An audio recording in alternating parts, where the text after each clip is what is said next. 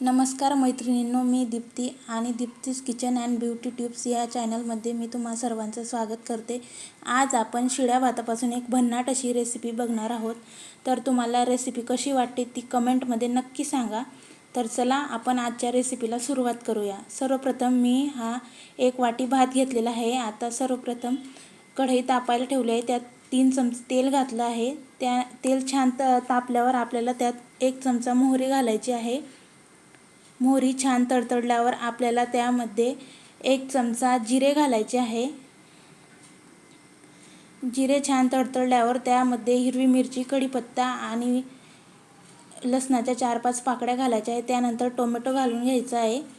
Tomato छान मऊ होण्यासाठी आपण त्यामध्ये चिमूटभर मीठ घालूया।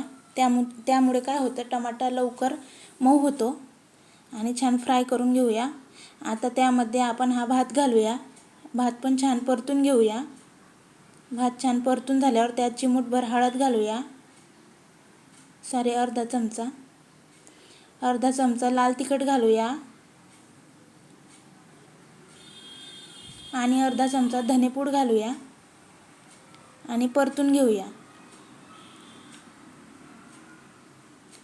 त्यानंतर यामध्ये आपण बारीक चिरलेली कोथिंबीर घालणार आहोत।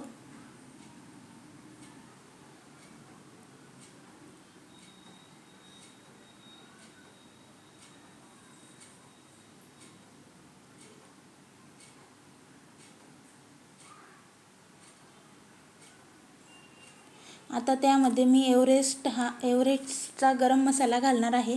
तुम्ही तुमच्या आवडीप्रमाणे कोणताही मसाला वापरू शकता। चाट मसाला, मॅगी मसाला, तुम्हाला जो आवडेल तो तुम्ही ट्राय करू शकता।